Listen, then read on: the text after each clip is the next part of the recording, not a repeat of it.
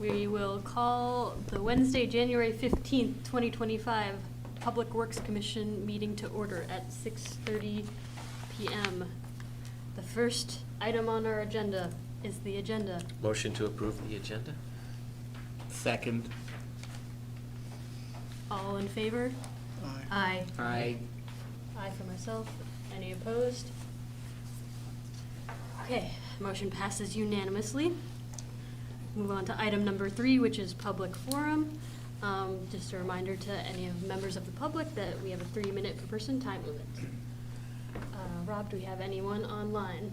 There is no one online for public comment. Okay.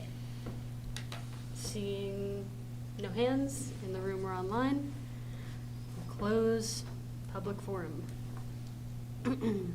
Moving on to item number 4, the consent agenda.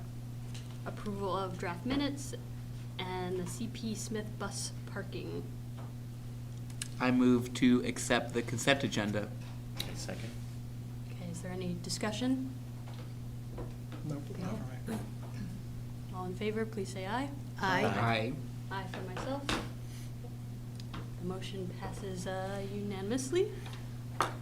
And we are on to item number 5, which is the Water Resources Bond ballot items update.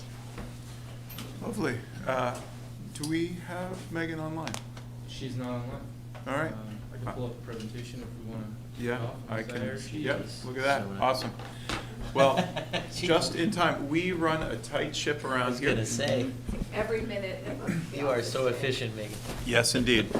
Great. Well, we're excited to bring this back to you all. We've been making good, steady progress on responding to public feedback so far, and Megan will have a presentation tonight. You saw a good bit of information in your packet. One, we want to touch on phasing, responding to concern about ways we could limit the initial bond request to the voters. Second, we can give an update on affordability.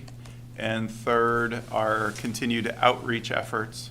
The next big milestone will be the council voting whether or not to put the water resources, lake and water bonds on the ballot for 2025 town meeting day.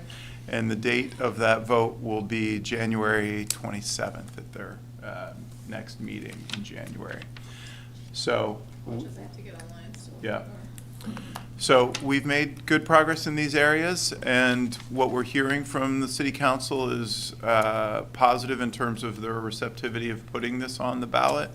But our major goal here from that point on will be education, education, and education.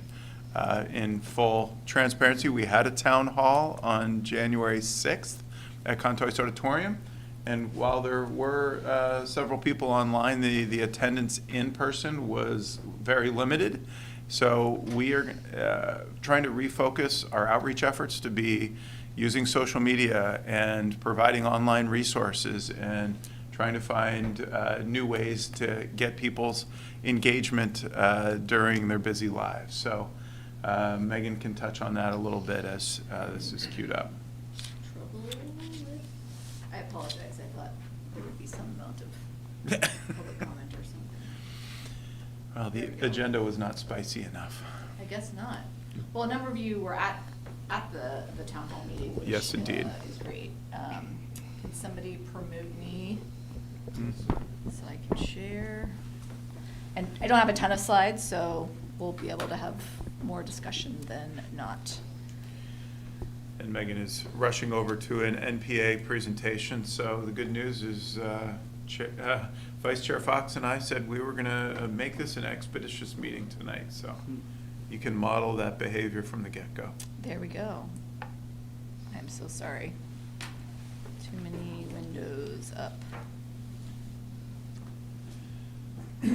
I mean, in general, as Chapin said, we haven't taken anything out other than the siphon that we originally talked about, putting in a different basket because we strongly believe that that is eligible for FEMA funding. And if it's not somehow, we will figure out another plan. So everything is still in there. I'm so close. I was just waiting for Justine to pull up the. Thank you. I'm just kidding. Let's see. Share.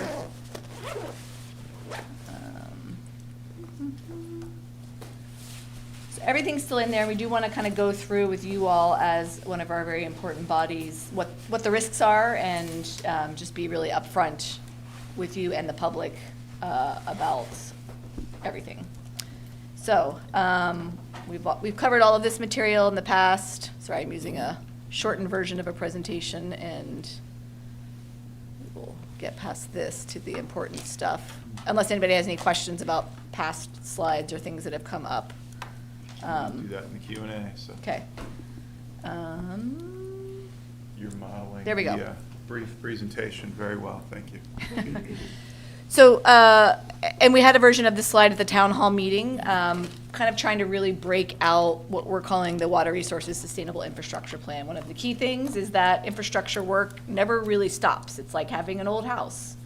Just because you do the roof doesn't mean you then get a 20-year break before you have to come back. You're constantly trying to chip away at stuff. Stage 0 is the work that we've completed with the $30 million bond, the last of which is the Headworks project, which will be starting here shortly, which is the sort of front part of the wastewater treatment plants. And then kind of trying to explain why our original costs were larger than what we're now bringing forward, which is $152 million for the lake bond and $20 million for the water bond, is that what we were asking for originally was everything you see in the sort of light yellow beigey color. So that was everything in stage 1, and then also the east and north plants in stage 2. So originally, we were trying to get all of the money upfront that we needed for these sort of high priority wastewater treatment plant projects, as well as some collection system projects and drinking water improvements. Because of the feedback and also some like self-reflection about the phasing of it and the fact that we can't really do the east plant consolidation. We can do some of it. We can't functionally turn it on until main plant is ready. It was already going to be pushed out a little bit more. And then, to North Plant, that one gives me a little bit of heartburn because it is a wastewater treatment plant. It does have needs. If we don't meet permit there, it will be a permit violation, and that does get reported. But it is smaller flows. It's not as influenced by the combined sewer system. And so kind of when push comes to shove, if we are going to try to take smaller bites, and I'll tell you why I think it makes sense in this particular scenario, North Plant went to a further out phase, not very far out. I think I've tried to be really explicit that people aren't going to get a 5-year break. Like, we're going to come back probably as early as 2027, maybe 2028 if something magical happens, but we're going to be coming back, and we're going to be coming back soon. And I don't want the public to be surprised by the costs that I then bring back. The other piece that we are postponing on is dewatering. So we do the dewatering of the biosolids at main plant. That's the squishing of the mucky stuff that sinks to the bottom of the tanks to try to get out as much water as possible before we haul it. It is a needed project, and the regulatory environment around what's supposed to happen with biosolids is very murky, ranging more towards the it's going to be harder to dispose of them, which could push us into needing to pick different, probably more expensive technology to get even more water out if we're going to have to ship it further. So we're kind of trying to buy ourselves a little bit of time to see if there's more clarity in where that conversation goes. And my hope and dream is that all of the pressures will start to push the state to maybe be looking at trying to sponsor some sort of regional approach versus each one of us wastewater treatment plants having to try to manage this on our own. So hopefully we'll get some more clarity in the next couple years. Otherwise, we may just have to try to stick our landing with the information that we have. What else do I want to say on this slide? I think it's probably more important for the next. I'll come back to that if I need to. So at the end of the day, the wastewater number is really what's changed the most. The drinking water number went down like 1 million, but the wastewater number is what has changed out of all of them, and is responsible for the moving from 204 down to 152. The memo that I think actually the fact sheet that we did for the town hall meeting, as well as the memo that I prepared for council has this table in it that details the costs that are not included and sort of what our rationale was for those. And furthermore, when and where there are projects on here that are really well defined, like East Plant and North Plant. And look, if people are going to support stage 1 and making main plant bigger to accept East Plant flows, they need to then be thinking that when we come for the money for East Plant, that they're kind of supporting both of those scopes of project, even if they're only giving us the money for the initial phase. What I hope is that Main Plant's project, it should be highly eligible for pollution control grant funding, which is not a huge amount of money, but it is some money, and could be eligible for other grant funds. And so in a, again, perfect, beautiful world, maybe the number that I bring back isn't $25,000 or whatever the total of those two is, 38, 39. Maybe it's something. 1,000. Yes, sorry. Maybe it's something less because we've been able to get grant funding for the first part of our project, and we can then just fill in the gap on the bonding authority. But because those projects are so critical to us, when I show you the revised rate impact, those projects are still in there because I didn't want to take them out and make it seem like there was some sort of rosy picture of these next 5 to 10 years, when in fact, I'm telling you, we're going to have to do these projects, if everybody's following my thinking. The other things that are coming that would be beyond the 2027, I don't know exactly when, is unfortunately, even with the money that we're asking for, it's not the entirety of what Maine and North need. So there is a roughly 60 million, hopefully less number out there that could be coming back. And then the big unknown is this one, the comprehensive drinking water plant upgrade. We are kicking off a preliminary engineering study for that facility, last upgraded in 1984. The current bond, the water bond, has I think it's about $2 to $3 million worth of sort of things we know we have to fix regardless at the drinking water plant, including installing an emergency generator because we're seeing power outages with climate change and whatnot. But we have to really take a look at that facility. The number could be on the smaller side if it's just a refurbishment, replacing of existing equipment. But if there's too much potentially changing in the regulatory framework or with the lake quality, we're seeing changes in the source water and it's making it harder to treat in some circumstances. You know, I don't know whether we're gonna be in you need a whole new plant type situation. I deeply hope that maybe that is for my successor and not for me, but we'll cross that bridge when we get the report back. So with those things included, originally we were looking at a potential conservative projected rate increase of, I think it was like 107%.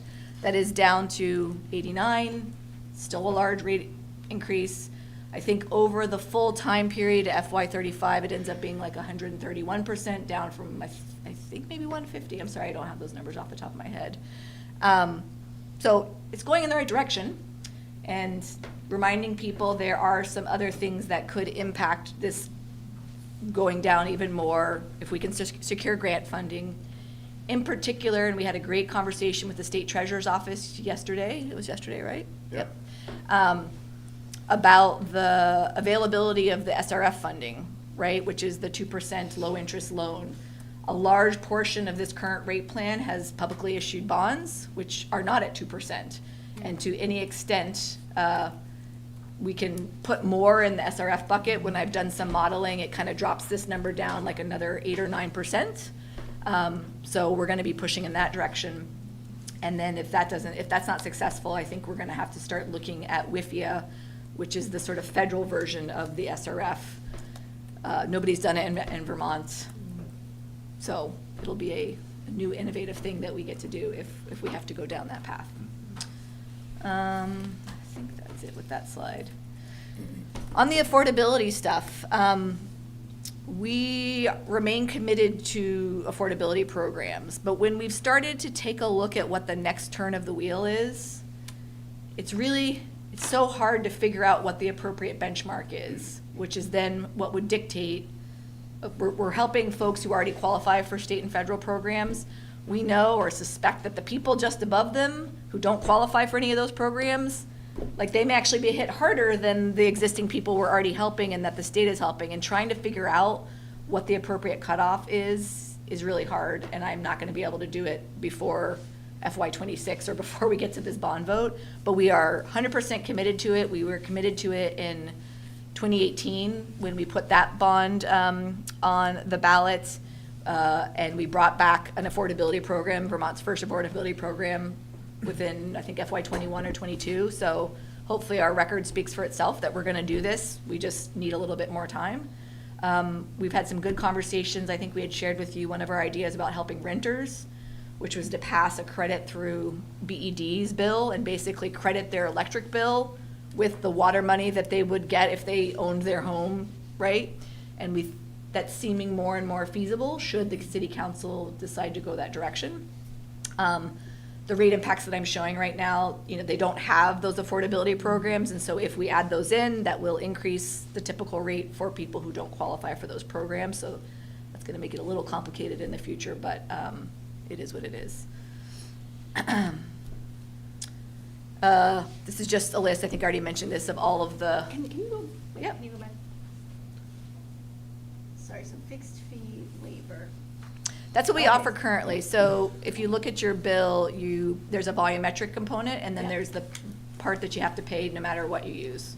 I just wanted to see who's qualified. for Yep. that. Okay. So low-income folks are the folks that already qualify for some other program. They just show us the letter that they get LIHEAP, and we're like, okay, somebody's income qualified you. And then seniors, they just have to show that they are older than 65, and they attest that without the program, they would have a hard time paying their bills. Sewer lateral inspections, just take a moment. That program's been pretty popular. That's the program. Has anybody availed themselves of that opportunity?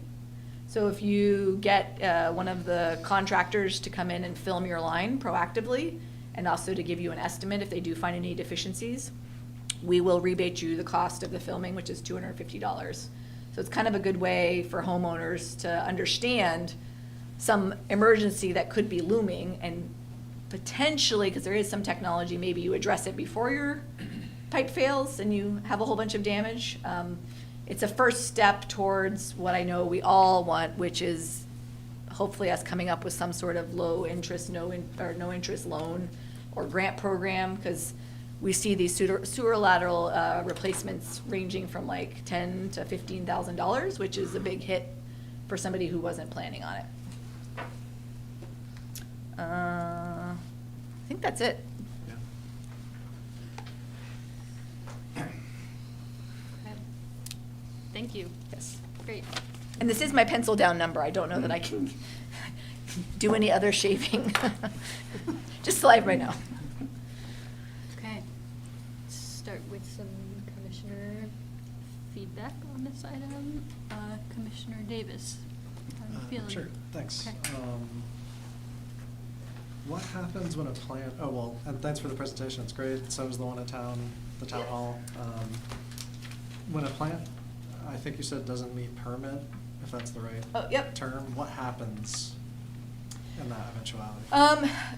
A number of things can happen. Some violations that that don't cause like a bacteria problem. So say we discharge a little bit too much chlorine or something like that. Like there's certain violations that certainly have to get reported, but don't result in an immediate, everybody knows about it. Those are usually the ones where we haven't met our E. coli. So because either wastewater wasn't treated properly or like the disinfection system failed, and you end up discharging raw or partially treated sewage or not fully disinfected sewage, then you're reporting it on the state website, which we call the Wall of Shame, because we take it seriously. We don't like to be on there. And you have to close or post public access areas within 1 mile. So that is more, it's a little bit more in your face at main plant because there are so many public access areas within 1 mile of main plant, and on north plant, I believe it's just Colchester, the Colchester boat launch on the other side, that is the only like official public access area. So again, something we would have to, and I may even be more than a mile downstream if I'm recalling from the sewage, from the siphon issue. Okay. Does that And- answer your question? And there's there could be permit fees Yes, for those fine, violations fines, as yes. well, depending on, yes, how severe the violation was. So we clearly do not want, one, to disrupt the public, two, to have them question our commitment to lake water quality, and three, we don't want to be spending our ratepayer dollars on paying for violation fines. Right, and I think, I would hope that the state, in the event that something did break and caused a permit violation, if we're actively, like if we have a bond vote and we're moving towards fixing it, that sometimes weighs in their decision whether, how hefty of a fine to levy upon you. So, Okay, and the fine would be paid to the state? Yes. Okay. Yep. I think that's interesting, and maybe like the financial penalty aspect would make people slightly more motivated to vote for it. I don't know. Just avoiding paying more for less, I guess.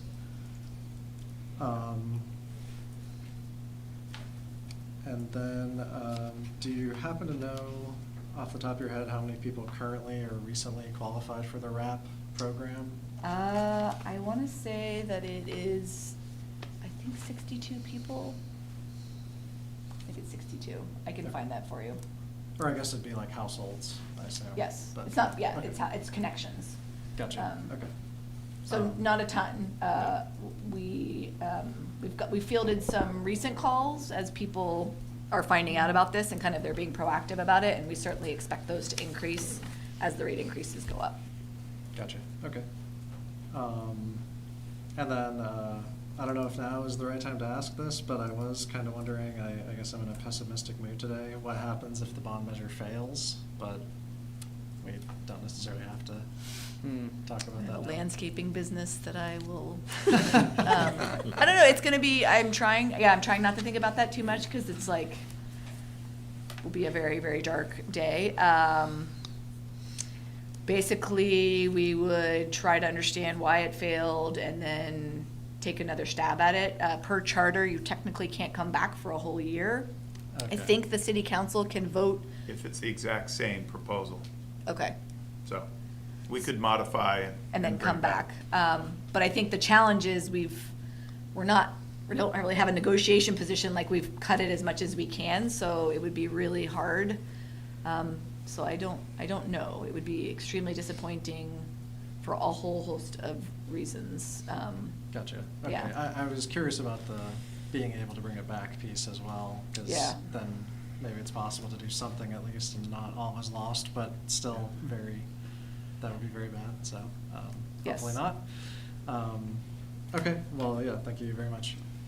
I guess to that point, one of the things I've been trying to convey to people is A, educate yourself, B, show up to vote, however you're gonna vote, but remembering that bond votes are not a blank check. You do the bonding authority, and then the city council still holds the keys to the castle of, when I come to actually borrow the money, I have to go through city council, and that would be another opportunity if somebody thought we hadn't met, all of our intentions of getting grant funding and affordability programs before we go to ask for the big amount for the wastewater plant. Like, there's still an opportunity, so it's not just it's not their only opportunity to affect history. Gotcha, and But it- people are like yeah. guaranteeing that you spend the amount on the sticker kind of thing. Right, it's just and usually we phrase it to up to, because hopefully it's less than what we say. What was the other piece? The other really important piece of getting bond votes is it does increase the number of points we get on some of the priority matrices for SRF, which will then, I think, give us a clearer understanding of funding availability. So I view it as a yellow light to the process and not necessarily the green light, but it will just unlock a lot more information about how things look if we're successful in getting a positive bond vote. Okay, and is the SRF piece because it's showing that the community wants to do it? Yep. Okay. Because yeah, they're like, we're not gonna that's- spend all this time processing your project if you Yeah. can't, yeah. That makes sense, okay, Yep. awesome, yeah, thank you. Cool. Do you want to take the screen sharing off, just so Sure. the public can see us. Oh, sure. My hair's not looking great today. Commissioners' but- years. Thank you for that presentation. I really appreciate your, the focus on not just affordability, but that benefits cliff that's becoming a chronic and pressing issue, I think, for folks setting rates in every sector. Mhm. I was curious about the stormwater. This is probably a not very informed question, but so is that that's the cost to treat water that's like runoff? The stormwater portion of your Yeah. thing? It goes to a lot of things, but it largely the upkeep of the separate storm sewer system, so that separate system of pipes, outfalls, so the Okay. stormwater money, there's a little bit for actual pipe replacement or relining. There's a chunk of it is in there for outfall replacement, because we have a number of very eroded outfalls, like caverns, because of climate change. You get a small area of erosion, and then with every storm, it's just going away. And then the other part of the stormwater is kind of going in halvesies on the combined sewer overflow and paying for some sort of storage. Because CSOs are only a problem because of the stormwater, not really because of the wastewater. Okay. I guess I was thinking about, I don't know if there was more you could do on prevention.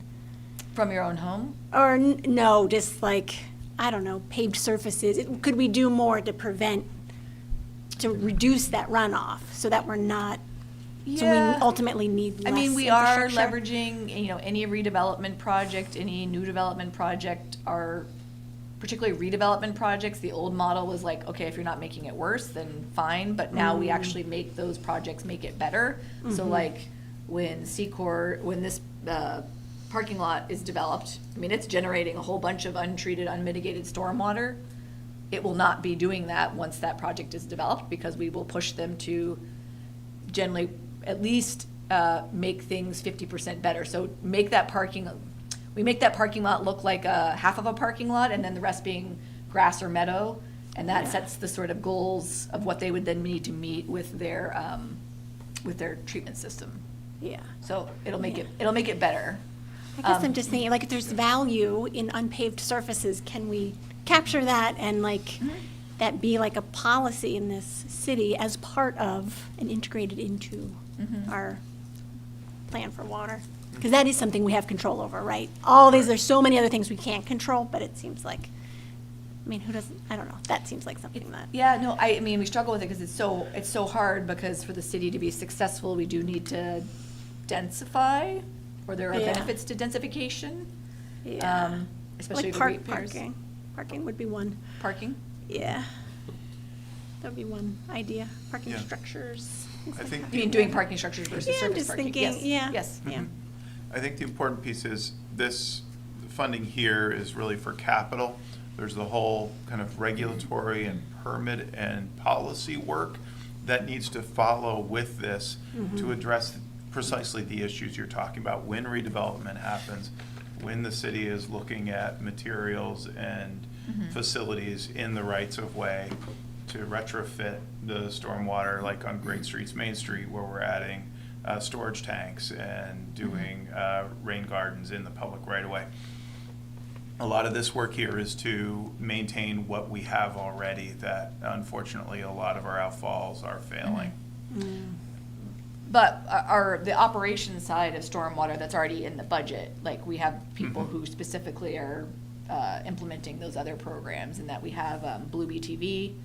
We fund them, and I think $20,000 in grants. So there's if Blue BTV, you invite them to your home, they do a stormwater assessment, and if they're like, you're a great candidate for a rain garden, or you're a great candidate for just putting gutters on, so that instead of the water draining to your driveway and going to the city streets, it goes to your lawn, there's grants available for that. So would love to connect with you some other time, just so you can understand all the other aspects of our stormwater program and what we're Yeah. doing that's now, fine. and I was where- just thinking, where like, you wanna maybe go. that's something you could Yeah. really get aggressive on, because Yeah. it's within your Right. control, that's all. Yep. But I think it's a relatively small portion of what you're dealing Yes. with. Every amount count. If every home just dealt with a little bit more of their own stormwater, it would have a major impact. I'm not looking at you, Peggy, particularly to deal with your stormwater. But you know I love water I infrastructure. know, but you don't, if you're in the Old North End, then it's my expectation that you deal with your stormwater because you have sandy soils, but elsewhere in the city, it's a little more hard, a We little got more Clay. challenging. But you can still do things. I'm all done. Commissioner O'Neill Vivonko. Okay. So, Commissioner Davis mentioned this a little bit, is, these permit violations that have fines, right? And pushing off the North Plant project a little bit further, and then the possibility of permit violations. What are the actual costs, or what are the anticipated costs of that? And is that worth it? Like, I just feel like there's not one reason why we're dealing with this capital disinvestment situation, right? And someone's gonna point out this politician or that politician or God knows what, lots of issues. So by pushing that part off and dealing with permit violations and fines, are those costs worth it, right, in the long term, to say, okay, we'll eventually get to it, this cost is a little bit that we're willing to bear, but here it is. Yeah, I'd have to look up the handful of times when we've gotten a actual fine. Okay. I feel like it's only been like 2 years in the last 20 years. So it's not like a regular. I would be more worried, particularly if we didn't have this clear plan and if we were saying, we're not even gonna talk about those plants, we're only gonna talk about these, I'm gonna pretend that those things are gone forever, which, one could do to kind of try to sell this, but I'm trying to not just sell it and to convey the full plan. I would hope in the next 2 years, again, because we've published the plan and we're planning on coming back, that would, again, ameliorate anything that the state might do to us. I would be more concerned about just the continued impact to tourism in our economy. And the beaches, there's beach closures we can't control. My goal is to at least prevent the ones we can prevent. And so that is more, I think, long-term impactful maybe than the value of those fines, is if we really don't come and deal with these things and people start to think that our beaches are dirty. Right. Which they're not.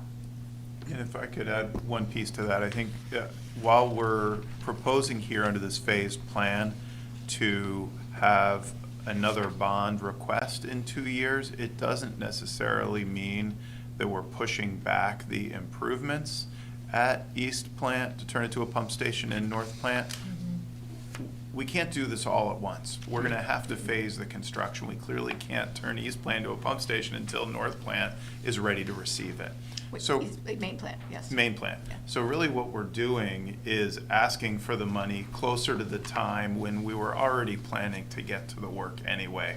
Instead of getting approval up front and then borrowing it down as we started new phases, we're now gonna need to get voter approval closer to when we were gonna start the work anyway. So the big risk here is just that the voters have an unknown kind of yes, no vote later in the process when we're already gonna upgrade Main Plant to receive East Plant's flows. That makes me nervous. But in my mind, we are, by getting an early yes vote and hopefully showing people we're being responsive, we're gonna get more grant funding likely. We're going to prove to them we're performing such that our vote in 2 years hopefully will be strongly positive as well. So I don't see this as necessarily delaying Okay. the work on East and North. Is that a fair statement? I think so. I mean, I think we maybe could have lumped North in with Main Plant. That was one concept. And so we are pushing it out a little bit further. I mean, the biggest driver for me, the thing that made me be able to convince myself and then convince my staff that this was okay, was the danger of bringing the current number, which has no grant funding, is the all-in number, right? Versus what I hope, if everything goes well, ultimately bringing a smaller number to the voters. So it's not so much the trying to split it up to play some sort of game, it's that the balance, there could be a delta in that remaining 40,000, maybe it's 20,000, sorry, 20 million, sorry. You're very good at downplaying. Lots of zeros. I've been getting very good at counting 1, 2, 3, 4, 5, 6 on all my spreadsheets because of the stupid millions. So, Yeah. does that make sense? Like, It does. it is strategic, there is strategy in doing it this Right. way that's not just about trying to sell something. It's like, we actually could give the public the right best number by, I understand that, and I appreciate that, I really do, and I think, I hope that this is communicated or understood clearly by voters, that, sorry, the $20 million for the drinking water infrastructure water bond, $152 million for the wastewater, stormwater infrastructure, the lake bond, that they're really differentiated so that when we come back in 2026, 2027, whatever, that it really is like, oh, wait, that they're asking for water money again instead of what, no, it's actually for this specific project. So I think that delineation is Yep. helpful, and I like the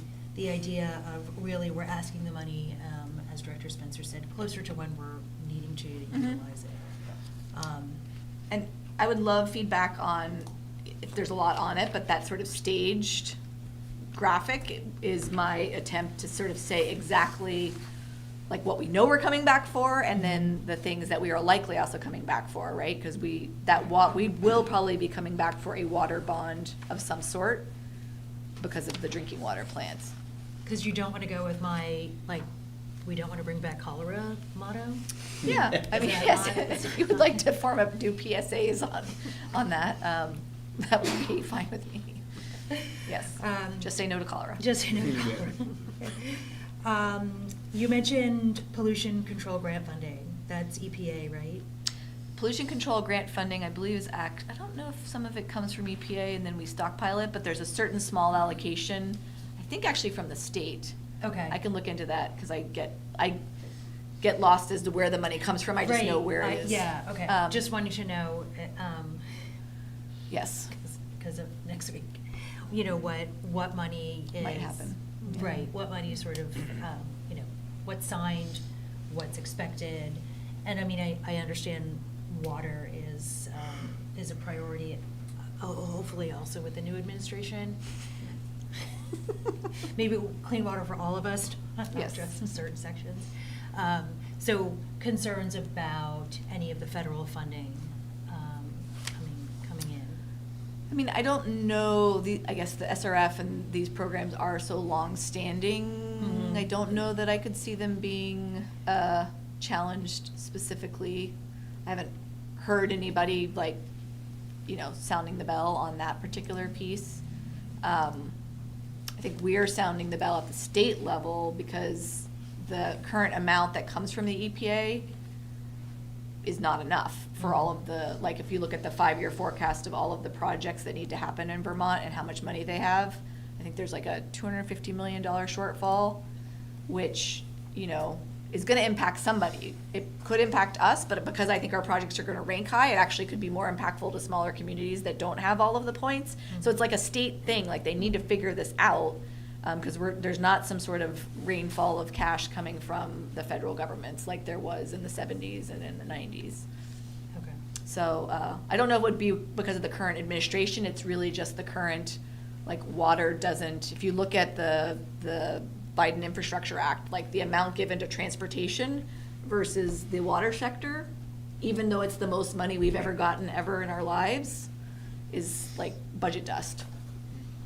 Sorry, I work in transportation. Oh, sorry. My drought's coming. One final thing, you talked about the comprehensive water plant Mhm. upgrade, that there may be challenges to treat source water Lake Champlain, depending on what goes on.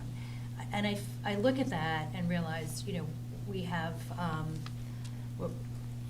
climate issues. We had, you know, 2 years of historic 100-year floods in 2 years, right? These are really statewide issues. Yep. And because whatever propane tank and cars and whatever crap comes from floods that goes down the Winooski and comes into Lake Champlain, then many of us who source our water from Lake Champlain are dealing with the consequences of flooding and the lack of climate resiliency and climate mitigation and so forth. Where does that, this, Director Spencer, you mentioned, these are also policy issues. How do we work on what we need to work on while we're also trying to push for policies on dealing with the upstream issues that impact our drinking water? Is that a bigger question? It is a bigger Okay, question, okay. and it's, I wouldn't say, I just want to be really clear, it's not even the pollutants, like the toxins that got released during the storm events, it's the onslaught of the turbidity, all the sediment that's getting washed from the rivers. And so that's increasing we're seeing higher turbidity levels in our source water than we've ever seen before, which then has more organics. Organics react with chemicals, so it just makes everything harder to treat. We still have great source water compared to a lot of places in the country. But for us and our trends, we're seeing things that we weren't necessarily anticipating or planning on seeing right now. And so, yeah. Okay. I don't want to get distracted with that. There are bigger questions, we have to deal with it, but Okay. I don't know, I guess I don't know that we're going to be able to deal with it, and so we're at some point gonna have to get into reactive mode of like, okay, this is our new reality, we need to build our drinking water plant differently so that we're able to just be robust to whatever the river and the lake do. Okay. Thank you, and I just gotta say one quick thing, if my kids ever see you, I did tell all 3 kids who were away for fall semester that the water division called and said, because our water bill went psst. And they called and asked if everything was okay. The kids are like, really? Oh, did they really? No. Oh. No, because if you had like. Well, I was just saying, It like, makes the my kids kids were sick. like, did they really? And I was like, no, but just don't take a long shower. Yes, I've recently noticed we've got one person who we actually have 2 people who like baths, but I've discussed with them that may not be a thing of the future given what I'm doing to the rates. but- Anyway, thank you. Thank you. Commissioner Barr? Thank you. So 2 great presentations. I was there Monday to listen to you as well, and so Thank you. a lot of information, and I think it's put together very well, phased, and so forth, and I'm very hopeful that everybody out there was watching that streaming, CCTV, and this one, and so for that reason, I wanted to also ask about the actual work that's going to be done once the bill is passed, because I'm going to be, the bonds, I'm going to be positive that it's going to happen.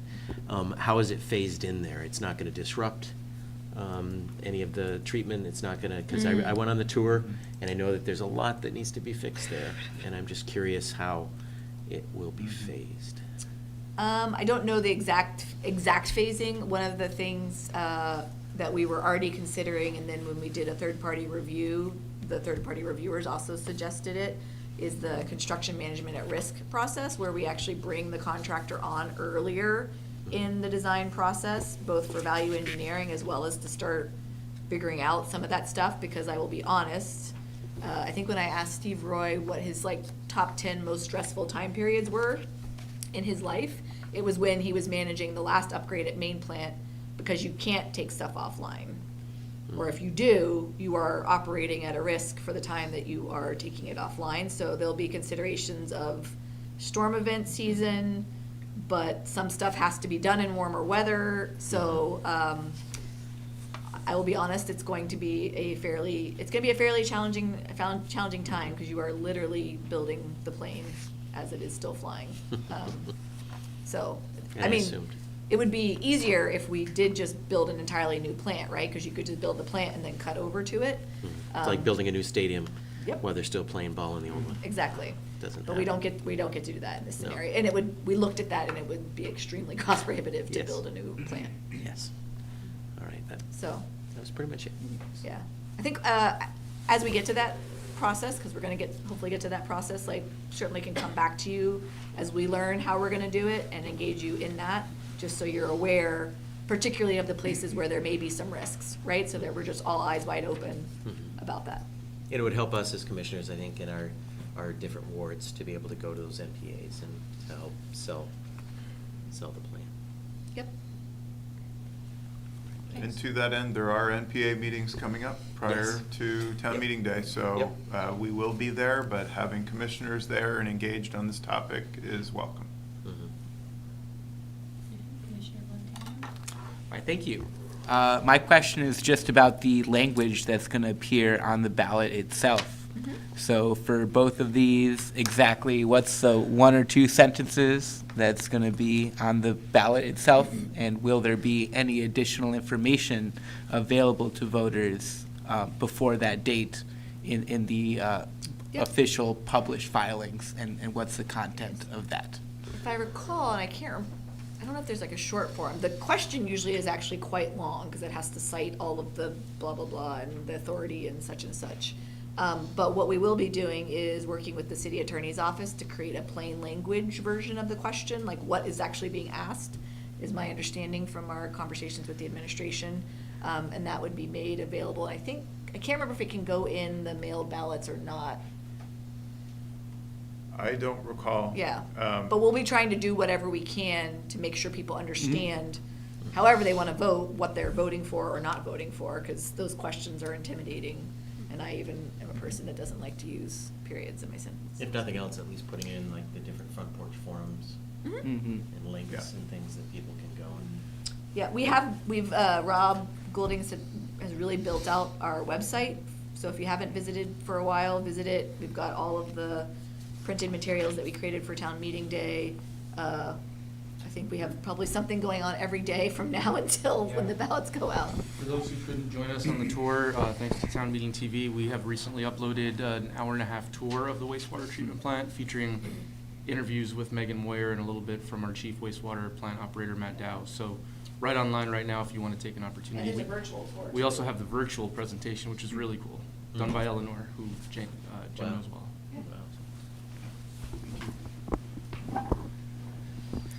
Really cool, for sure. I think that's it. Thank you. Awesome. Yeah. Mhm.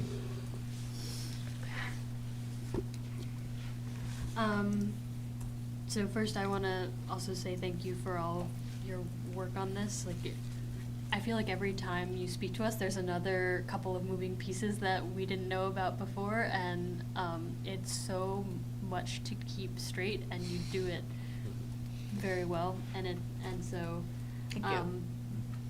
And so, yeah, I really appreciate that. I mean, I don't know that I have too much more to add beyond what my fellow commissioners have said, but I guess one thing, and this is solely because I had a conversation with one of my colleagues about it this morning, where they came into work and were like, my water bill's going up 89%. I just saw it in a WCAX article, and I was like, okay, one, that's not happening. Well, like, but Yes, like just over being time. like, I'm not trying to be critical of what you're saying, but just to be like super clear that this is happening over an extended period of time, and because people see those headlines, news outlets might be trying to just grab attention rather than Yep. stating full information, or maybe some people are just skimming the news and that's what they see and they think 89%, like, Yeah, that's not year to year. No, that's great feedback, because I don't know when Yeah. I scrutinize it, because I have in my head, it's 89% over 5 years, and Right.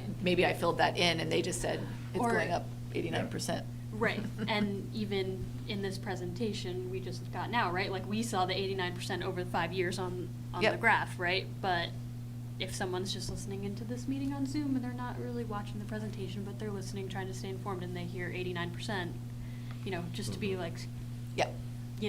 I know we don't want to get too bogged down on details because there are a lot of details, but they're all really important, but I feel like that part, as far as like selling it, is really important. As are, like, it's all really important. And I guess the other thing I want to say is that obviously I am not the median, like, Burlington voter, but I was really surprised to see how much the number came down on the wastewater bond, because I felt like everything that you had presented to us before when it was at 204 felt extremely important, and I guess some of those concerns are allayed. I don't know if that's the right word, based on the conversation we've had tonight. So, I don't know, I just hope you all are feeling okay with it. I sort of talked to Matt about it at the town hall, and Mhm. that's the way he explained it was helpful too, but I was just, I don't know, I'm just wanting to, as I'm sure you are, like, wanting to get it done Yes. in one fell swoop, but, I think the new approach with the, lower numbers is really, really thoughtful. Yeah, I think I'm gonna leave it there, Okay. but, yeah. I do have to run, but I guess those conversations that are probably gonna be on the uptick Mhm. that you're hearing, if you're hearing certain themes, please let us Pass them know on. so that we can put an FAQ up or send you back a direct answer, because people are gonna have questions, and they're good in questions, and we haven't anticipated every question that somebody's gonna ask, and you are our eyes and ears in pockets of the community that we might not, be accessing. So please, if you have an idea for a place or a group that we need to be reaching out to, or like that nugget that you said, and just making sure it's so clear, and maybe some other type of graphic, or coming up with an average yearly rate increase or something, yeah, let us know about that. Okay, yeah. I do have one last question. The threshold for passing this bond measure is 2/3, correct? 50 Or 50%? It's 50% for a revenue bond, so we have it easier than the other Okay, bond. then a capital bond being Yep. the other category Yeah, there. because it's a revenue bond, it only needs the 50 plus one person, so vote, please. All right, thank you. Okay, thank you. Um, Thanks. Good luck. Thanks for your Thank you. patience at the beginning. Any public comment on this item? We don't have anyone on the public with their hand raised at this time, so there's no public comment. Okay. Well, with that, we will move on to item 6, which is our snow and ice control plan. Thank you so much for giving space and time on the agenda for this item. It's obviously timely to this time of year. Division Director Lee Perry oversees not only the street maintenance team, but also equipment maintenance, who's maintaining our fleet of equipment that makes this work happen. This is not an item that needs commission approval. The plan is a staff-developed plan, but it is critical that we get your feedback on it and the public's feedback to make sure that the services we're delivering are in alignment with the values and interests of the citizens. So our hope tonight was to give you a really quick overview of the plan that was in your packet, and then spend most of the time hearing from you about questions or gaps in this plan. There are a few things that we have found that need to be updated, as we have not gone over this with you for 5 years. So with that, I'll turn it over to Lee. And to Chapin's point, those revisions are staffing levels. Over the past 2 years, we've actually increased in staff, and now we're decreased. We had 17 full-time street maintenance employees in there when this was drafted and written. We now have 16, so that's one of the corrections.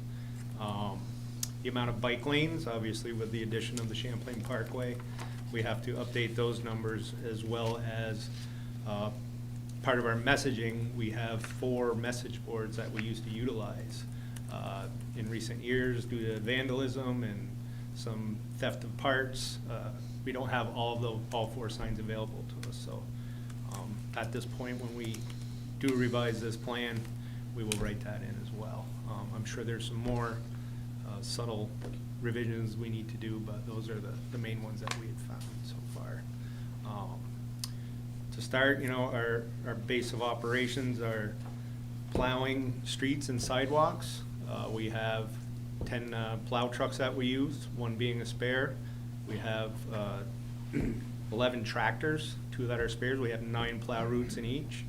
Our priorities are main thoroughfares in and out of town, school areas, the hub.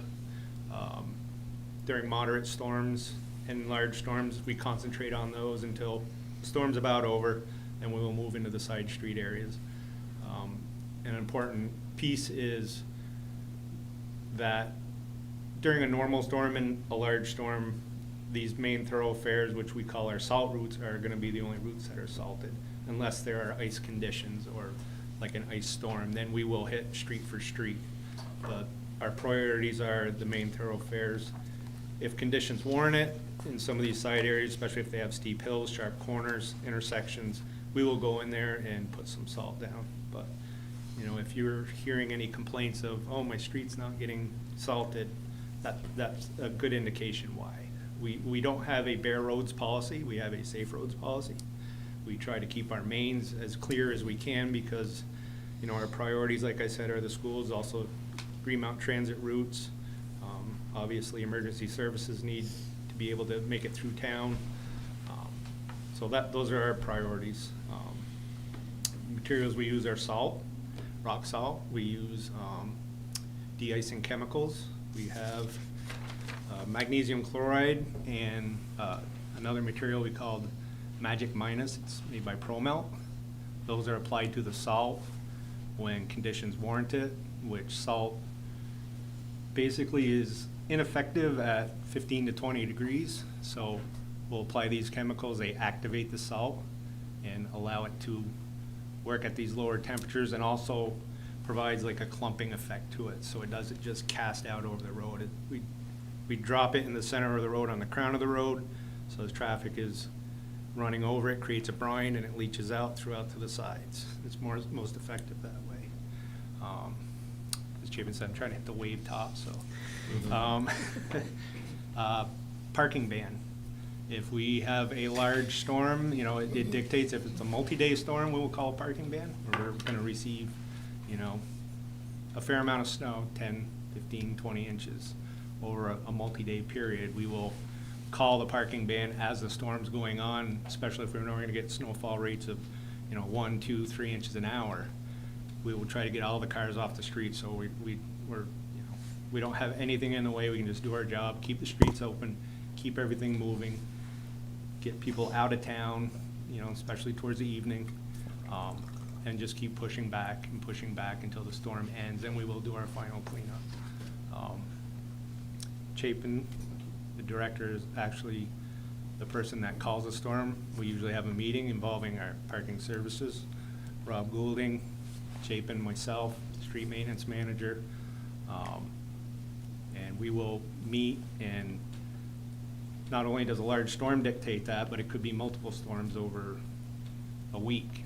And depending on what the parking stalls look like, especially in the denser neighborhoods like in the Old North End, where there's not a lot of space to keep the snow, and we just have to get the snow out of there, we'll call a parking ban for that. But it's usually a group effort and a decision. Chapin will reach out to the administration, and Rob Goulding will put out messages through multiple avenues of social media, VT Alert. He has a list of them that he uses. Coordinate with parking services. Our streets team coordinates with parking services the night of the ban to know where all the tow locations are. We plow those out ahead of time so they have a clear route with the wreckers. In past years, we've had not issues, but like everybody else, there's staffing issues, and these towing services are running into the same problem. And, you know, we're guaranteed, I can't remember how many wreckers. Traffic is, I think it's 12.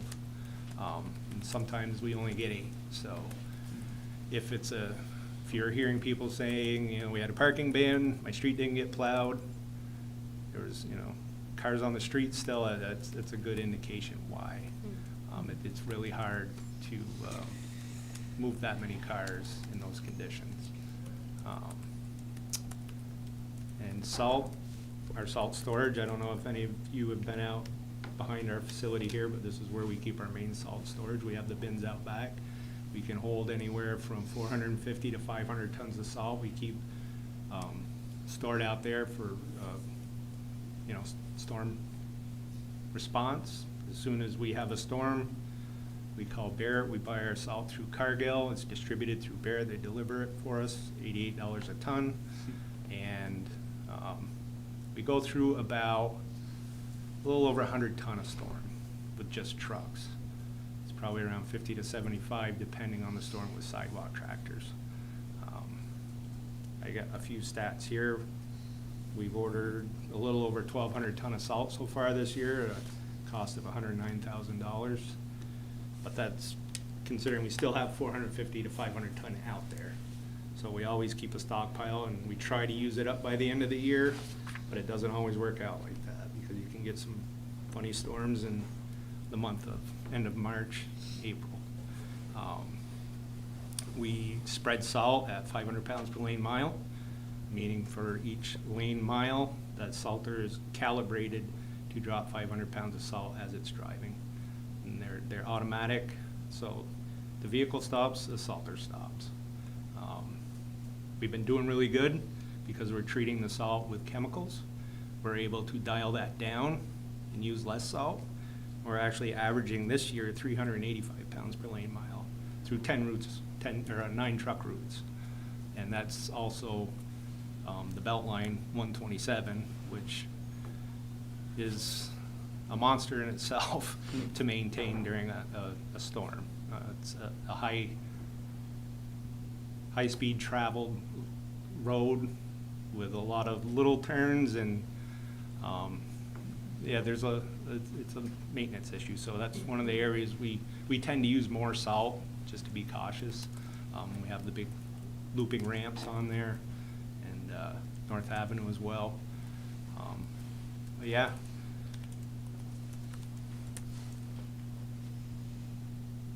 I think Yeah. Do you want to talk just a little bit about why you're so focused on the amount of salt you apply in terms of environmental concerns? Yeah, obviously the environmental concerns with lake health, and, you know, we being basically a drainage basin at the bottom of the hill, the hills do require a lot of attention because of the elevation based down here.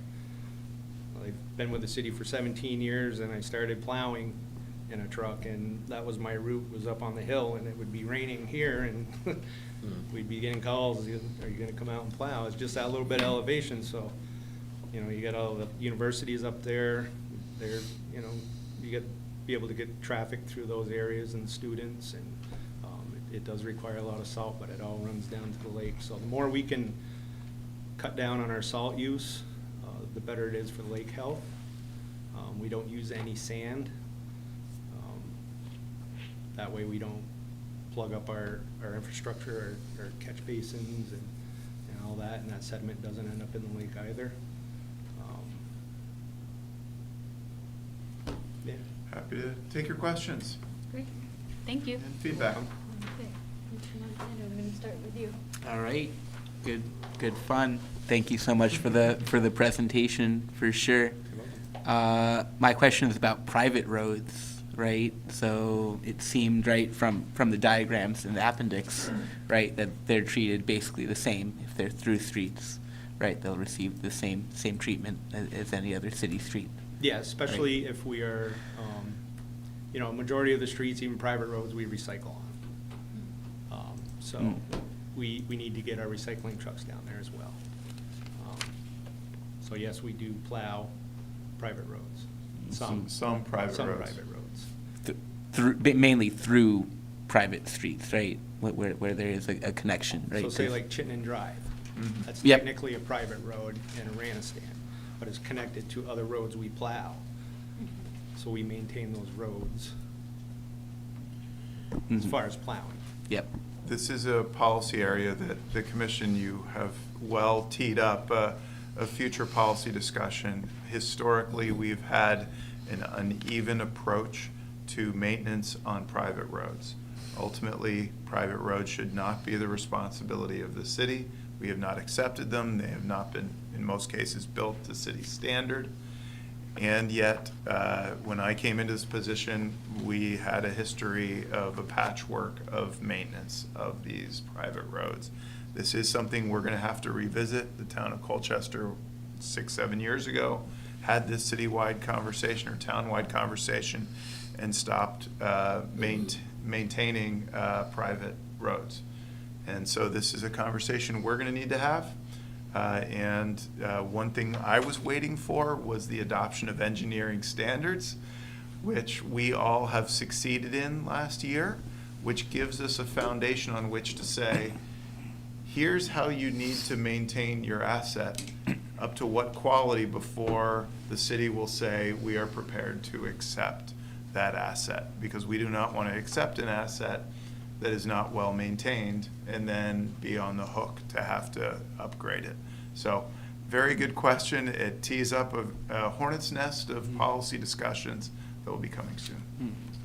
But on the level of maintenance, you're saying no difference essentially, right? No matter what it is, right? At least snow and ice control, they're essentially the same. There are many streets that are private that we do nothing, and there are many streets on which we plow. Okay. It's, There are streets that aren't even in Burlington that are actually South Burlington streets that we still plow because they're attached to our street.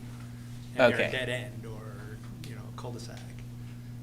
I think I see exactly what you mean. Mhm. I guess on the other side of that, right, state highways and US highways, right, that essentially it's all conditions based, exactly how much treatment they're getting, right? Like it's more to do with the conditions of the road itself, right? Yeah, The but speed at which we 127 expect people to be traveling and Yeah. and all of that, Yeah, right? we're more Yeah. cautious, say, on the Beltline, Right. Main Street, Shelburne Road, Mhm. North Avenue, as far as, getting people moving in and out, but the high speed on the Beltline, yeah, even though the city owns the Beltline. So we're on the hook for maintenance, whether it's filling potholes, repairing guardrails, brush hogging, mowing, trimming the trees along the edge. All right. Those are the levels of maintenance on private roads as well. We have a lot of private dirt roads that have some gigantic potholes in them, that need grading. And where does that responsibility lie? All right. Look forward to future conversations, and thanks to all the work that the city is doing. Hope it's going to be a fine winter all throughout. Commissioner Barr? A fine winter. So I'm one of your biggest fans. I mean, you guys do a great job. Thank you. I really do appreciate the work, and it's not just in my neighborhood, but I tend to travel the city quite a bit, so I like to be able to do that. And I think you've made a lot of progress in bike lanes, plowing those too, so I appreciate that Thank as you. well. It would be nice if the bins after recycle pickup weren't pushed into the bike lanes all the time. I've said that a couple times before too, but, so, one of the thoughts that I had, and I working at UVM for a short time, we tried this, was, the snow melters, and I think you had a snow melter at one point. The snow Yeah. that you have to truck away somewhere. Yeah. And, depending on where it is. We have a permitted facility Right, down at the waterfront. okay.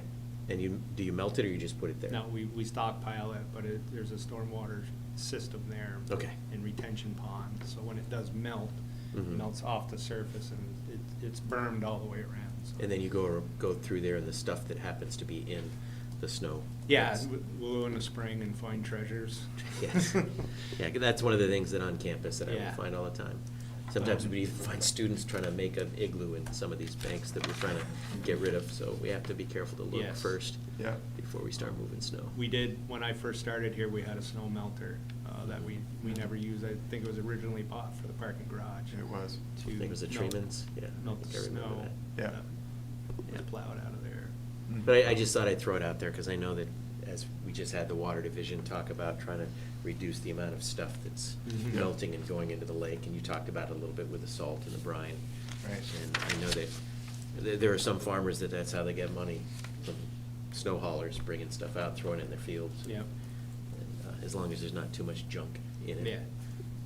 So we haul there as well as the Church Street Marketplace, so whenever you see those piles of snow, Mhm. and then they magically disappear overnight, that's where they end up, is down at our facility down there. Yeah. Okay.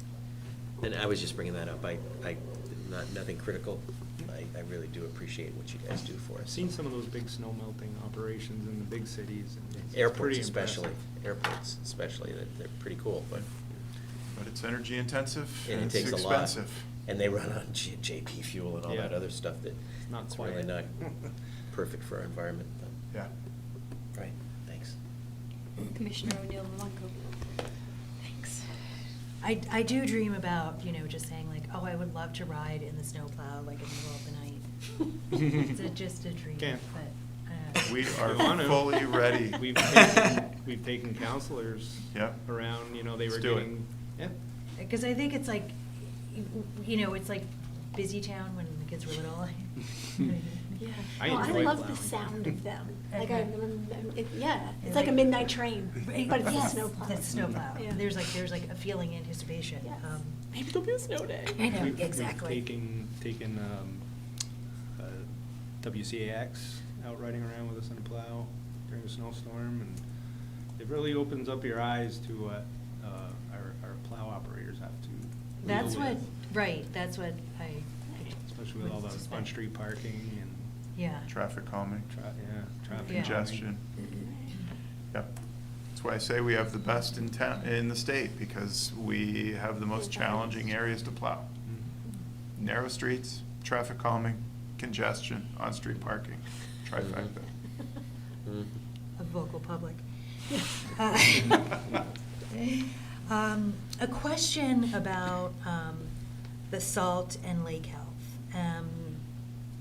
Living up, I don't drive down DeForest, is it DeForest Heights that empties right onto Willard Street, right next to Cliff, because there's always like this iceberg in the road.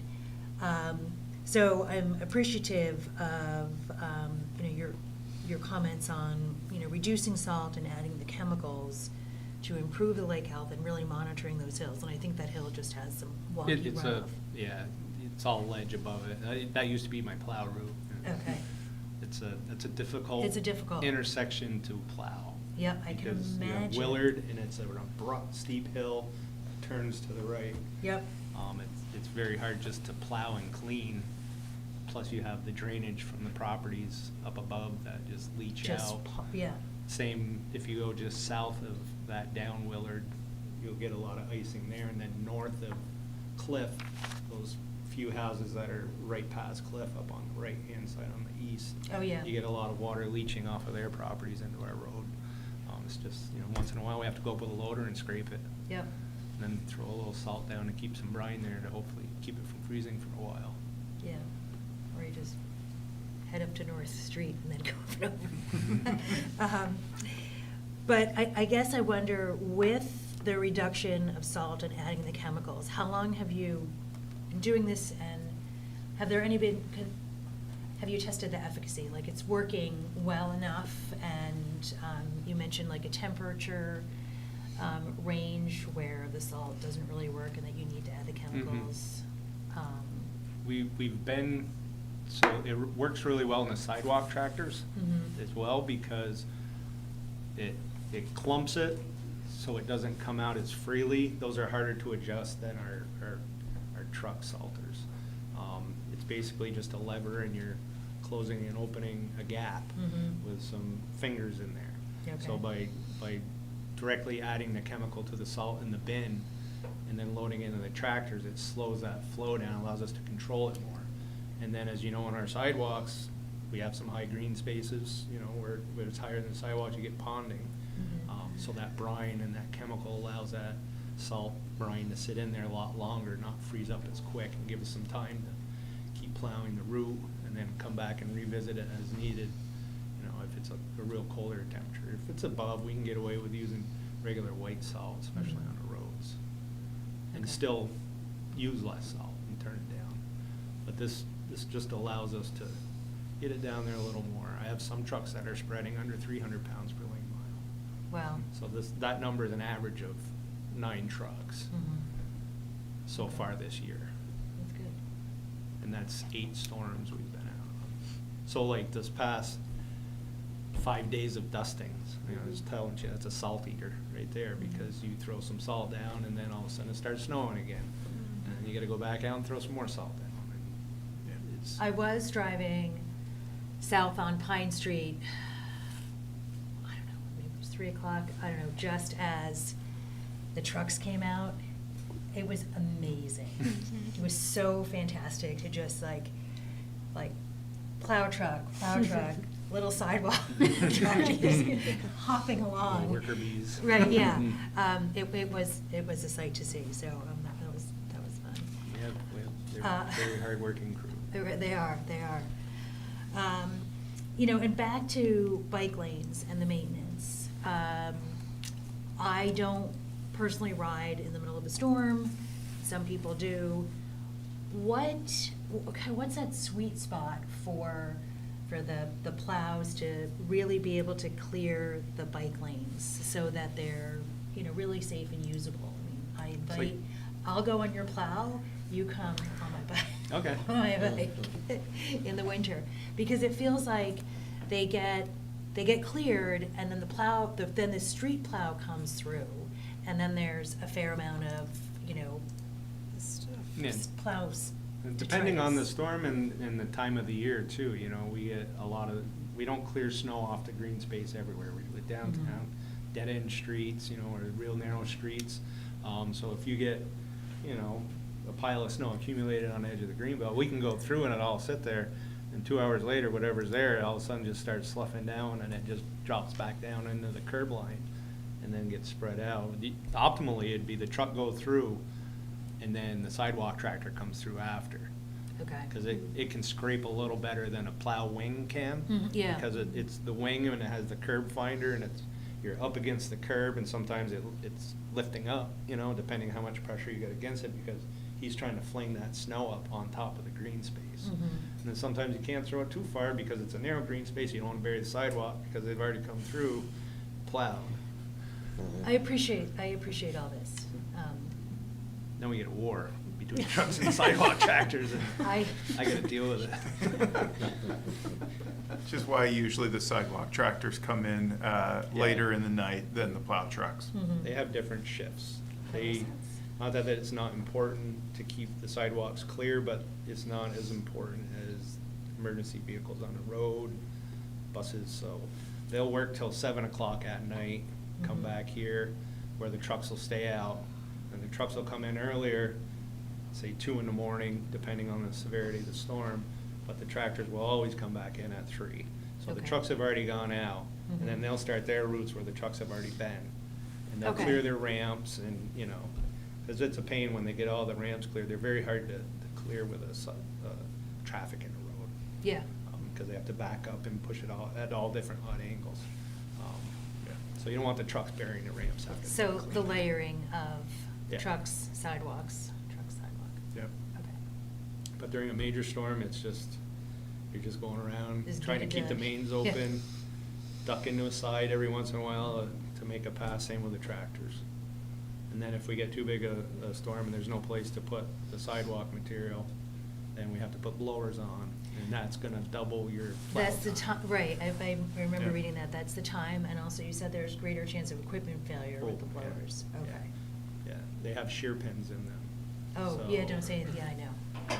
They will, yeah, we keep a steady supply of those, plus I can show you pictures, you've probably seen them, of recycling carts that have gotten sucked into the Yeah. snow blowers. Mattresses. Mattresses, yeah, yeah. Tricycles.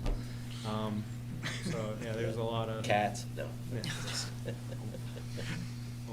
I won't tell you a story.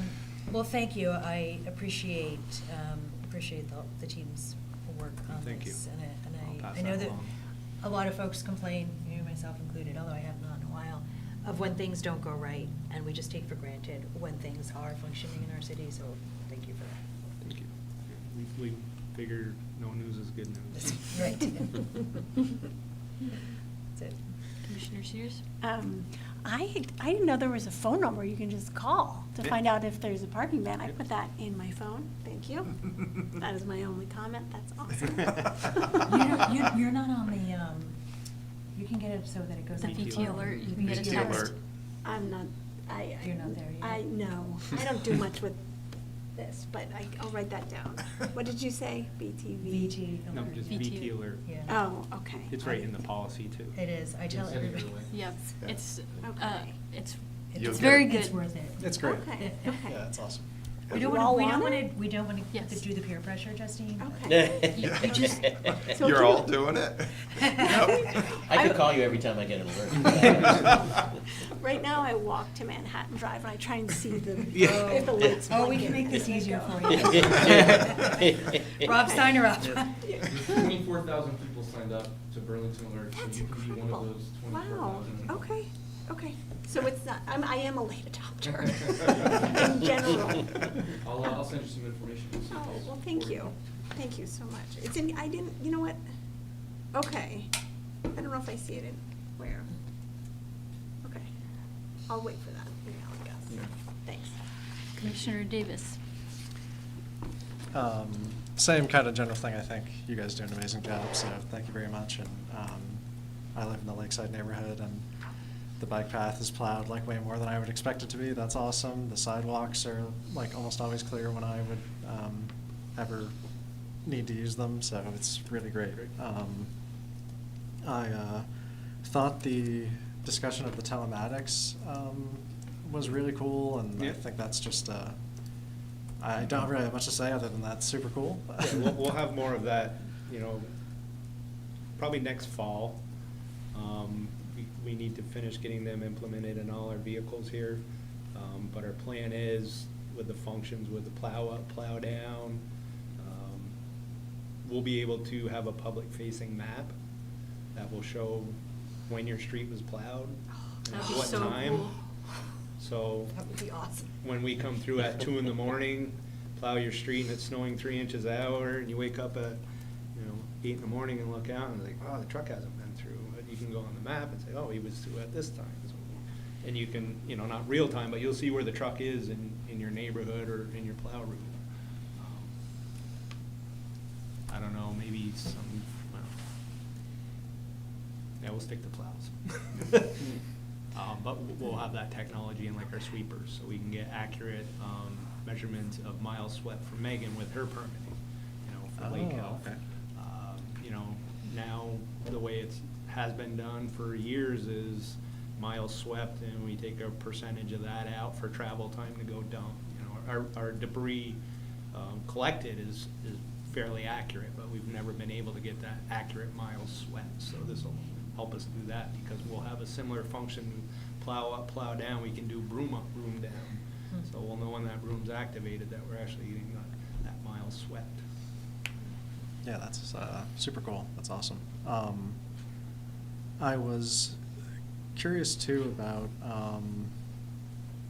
maybe just because they're coming up like at similar times, but the reduction in speed limits somewhere in the city, is that beneficial or harmful at all to this process? Like, if the expectation is that people are going to be driving more slowly, does that change the required level of care? Is it the same anyway? As far as the plowing? Yeah.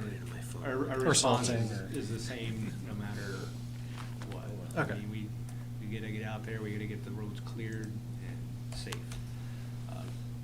But I think, Yeah. you had said earlier that on high-speed roads, there Yeah. is a higher level of care. I would just say that the difference between a 25-mile-an-hour road and a 20-mile-an-hour road is not that significant versus, 50 miles an hour. So, but Okay.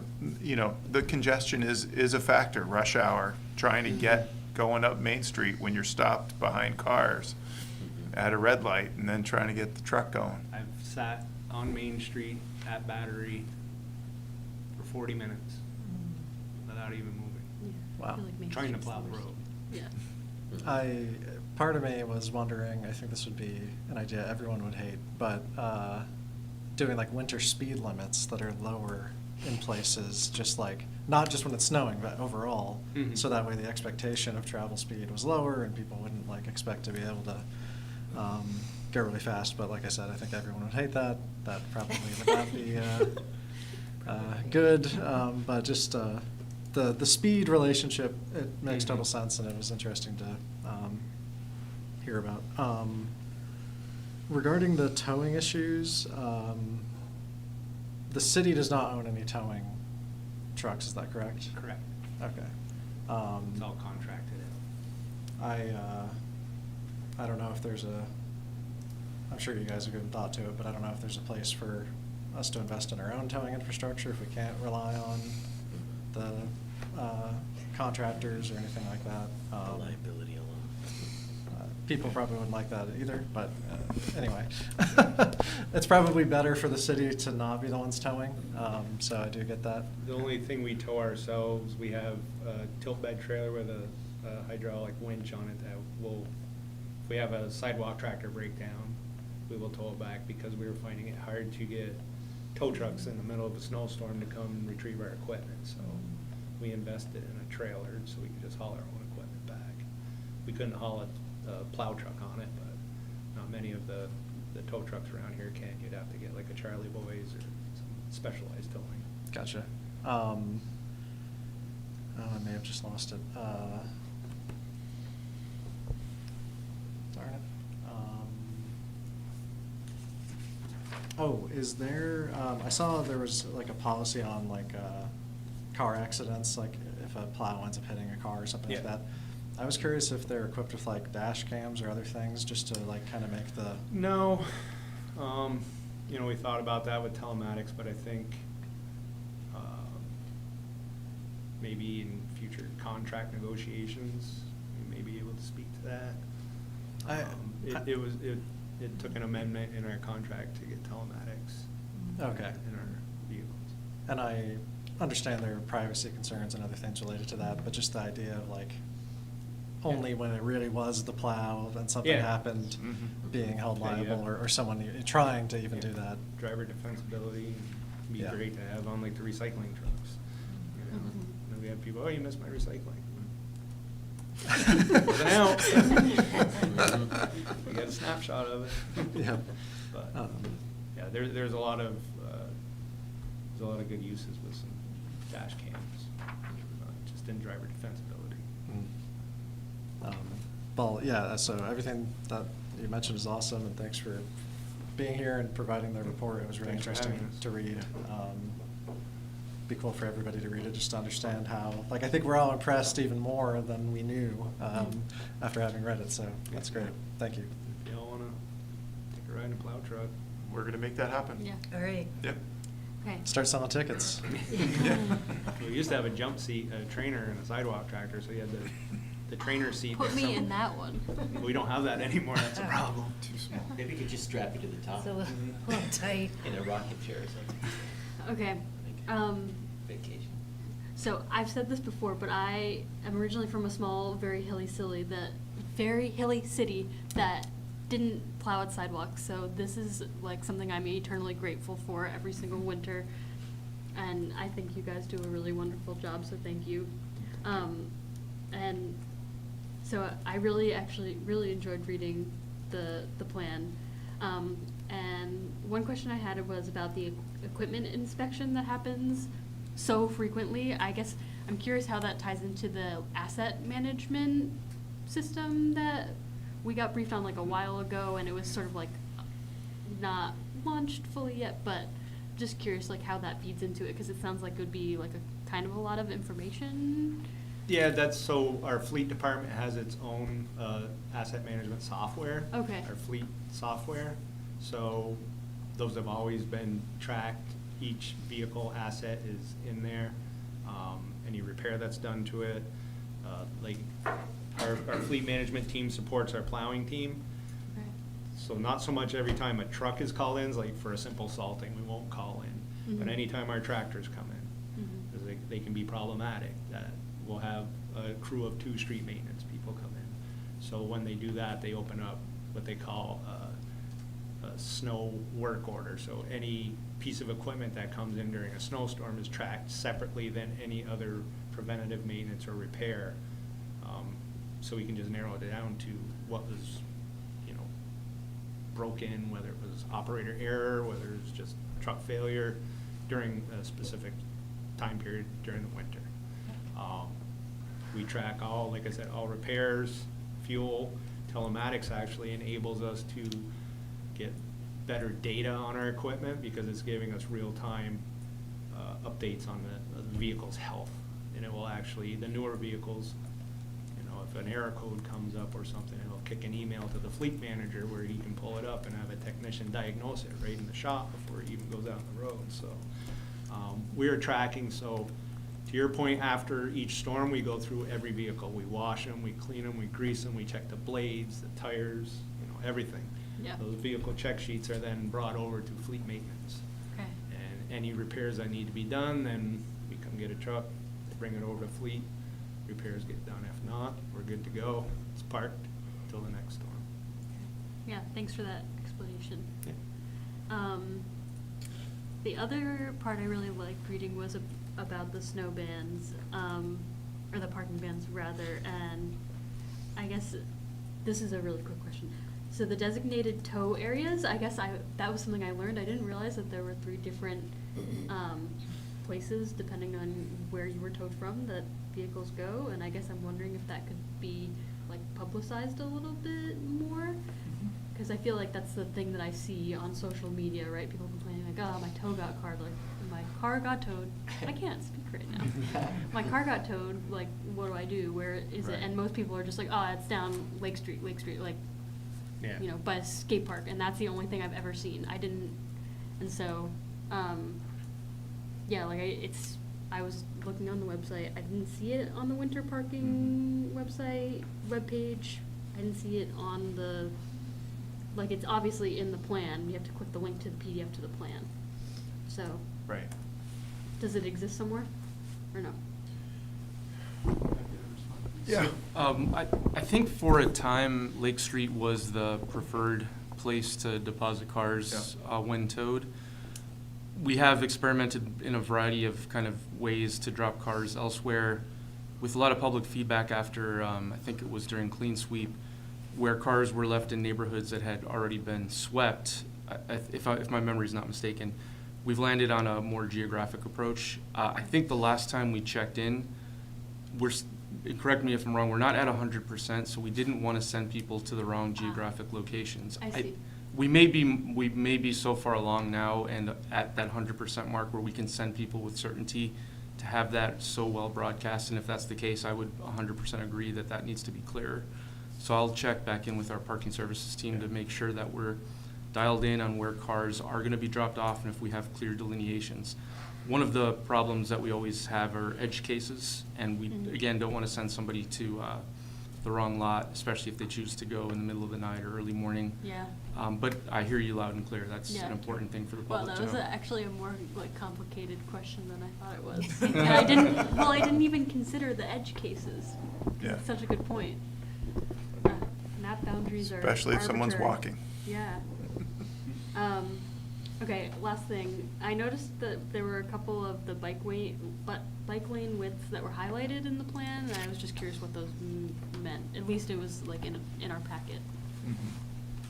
Maybe they don't mean anything, but I was just curious. Let me take a look here. I got the. 3 feet, 4 feet, 5 feet. Well, no, it was like some are just, or maybe they represent.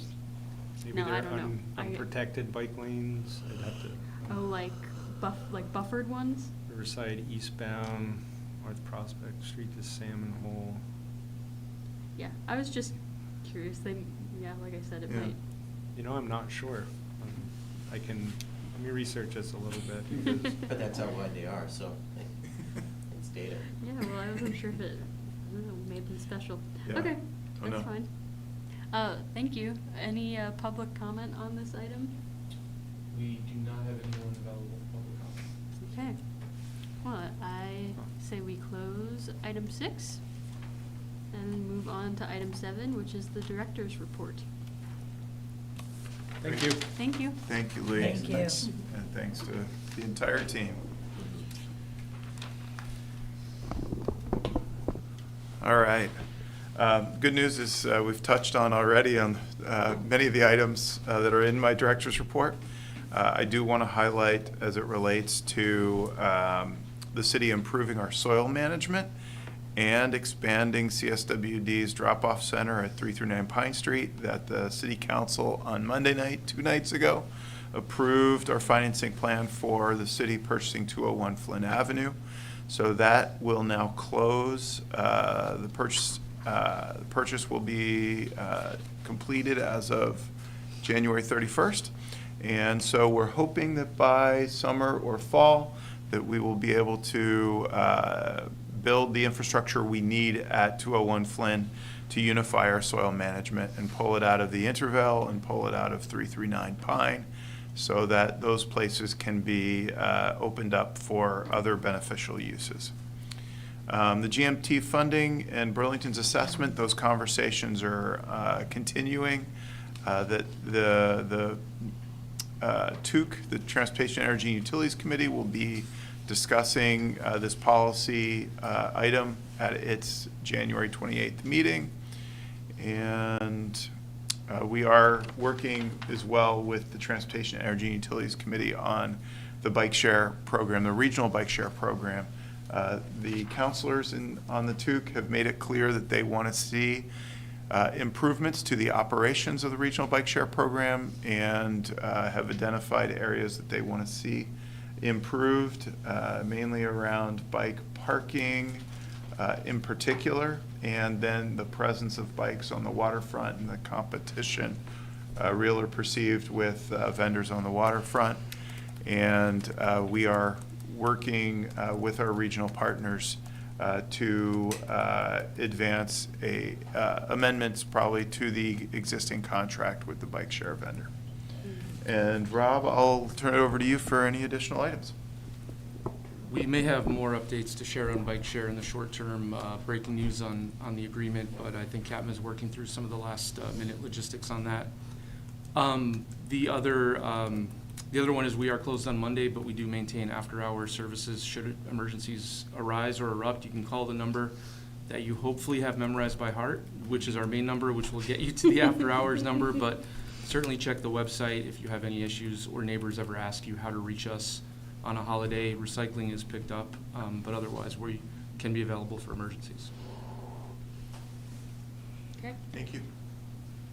Any commissioner comments or questions on Director Spencer's report?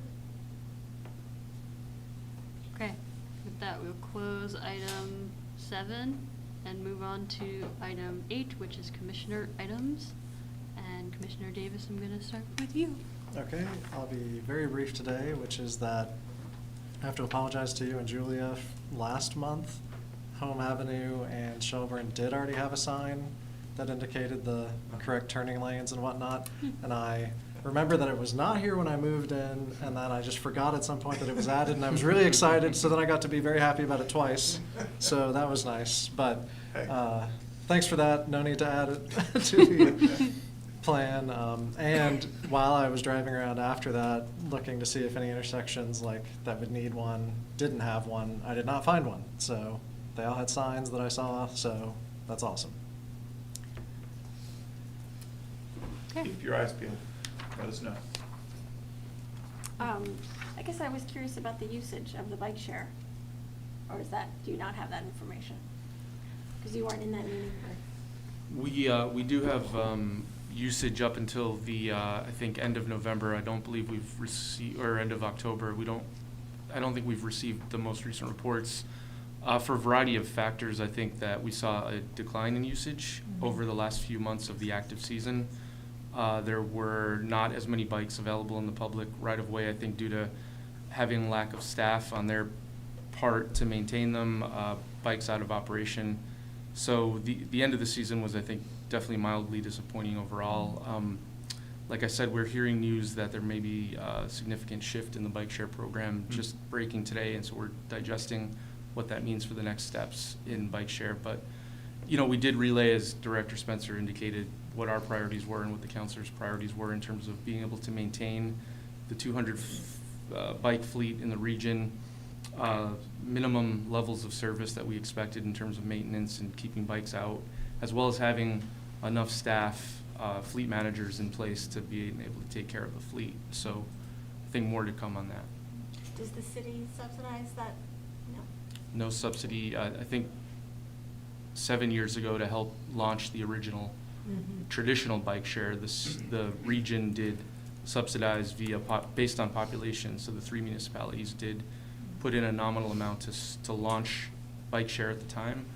as far as I know, since then, we haven't invested any other funding other than staff time. Commissioner O'Neill Devalco. Maybe you can't let this genie out of the bottle, but would the bike share continue to be dockless? Because I know that has, that there are pros and cons to it, I'm sure you've heard. Yeah. I mean, I think we are trying to weigh the benefits and the drawbacks. I think the challenge was when we started with a docked system, utilization was very low, and a docked system seemed to be used more for recreational use. Because unless you have docks thoroughly covering a region, it seems to then best serve a out and back approach. So one of the best things we saw this year and the year before was that this vendor, unlike past vendors, really did hit the 80% goal of practical trips. And our goal has always been that this is not a competition for our great outdoor shops, but that this is a addition to our sustainable transportation network. So, you know, as Rob said, we have some late-breaking information that we're trying to manage internally. I'm sure we'll be back to the commission with an update next month, and we'll keep the conversation going. Okay, great. Thanks. That's it for me, believe it or not. Well, thank you. We believe it. Commissioner Barr? I actually don't have a lot of information. I will, I don't know if I'm allowed to make public service announcements, but the Old East End is going to have the Winterlude in February 7th and 8th, so if people want to come and hopefully we'll have some snow. Maybe I should talk to Lee about having some of the snow dumped there, so we can actually do forts and stuff, but that's really it for me. Commissioner Montana? No comments. I don't think I have anything either. Okay, so with that, we are going to close. Motion to adjourn? Oh, It's the last item on the agenda. yeah, right? item 8, adjournment, and next meeting date is February 19th. I'll make a motion. Oh, Jim already did, oh, sorry. I'll Steal second the it from me. motion. Okay. All in favor? Aye. Aye. Aye. Aye for myself at 8:12 PM.